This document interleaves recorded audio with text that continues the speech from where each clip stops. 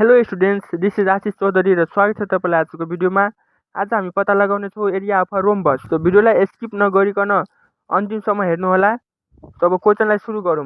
Take a rhombus PQRS in which PR and QS are diagonal bisect at right angle at point O that is PO perpendicular on QS and RO perpendicular on QS।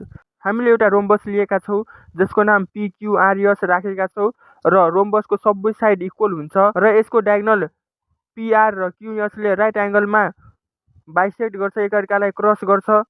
PO QS मा perpendicular छ भने RO पनि के छ त QS मा perpendicular छ र let PR equal to D1 and QS is equal to D2।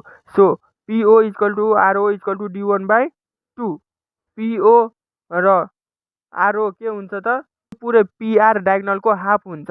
Now area of rhombus PQRS is equal to area of triangle PQS plus area of triangle QSR।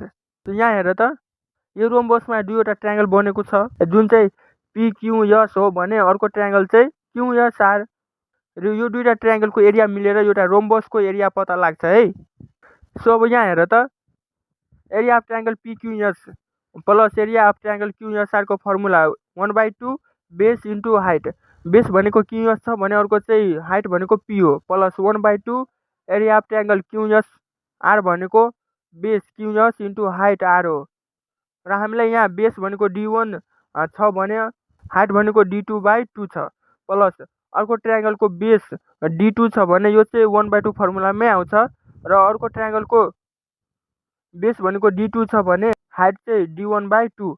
र अब यहाँ हेर त, यो D1 इन्टु D2/2 टु जा 4 plus D1 into D2 plus 2 to जा 4। र यो दुईवटाको डिनोमिनेटर सेम छ भने यसको एलसिएम कति आउँछ त 4 आउँछ।